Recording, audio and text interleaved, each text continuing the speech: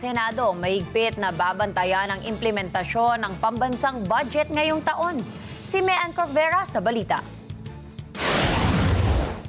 Ipinagkakatiwala na ng Senado sa Ehekutibo ang maayos na implementasyon ng pambansang budget ngayong taon. Pero ang pagtiyak ni Senate Majority Leader Juan Miguel Zubiri, mahigpit na babantayan ng Senado ang pagpapatupad ng mga programa ng gobyerno na pupondohan ng 6.793 trilyong pondo at matiyak na mapapakinabangan ito ng mga pamilyang Pilipino. Kabilang na dyan ang mga nakwestyong pondo para sa Farm to Market Road at Medical Assistance to Indigent and Financially Incapacitated Patients o MAIP sa ilalim ng Department of Health. Umaasa si Zubiri na hanggang sa susunod na Kongreso magpapatupad ng transparency at ito ang itatakda nilang new normal sa budget process.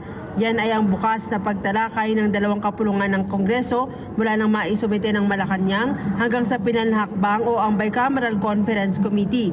Bago anya maratipikahan ng pambansang budget, dumaan ito sa matinding verification process at tiniyak na tugma ang enrolled copy sa isinumite ng tanggapan ng Pangulo.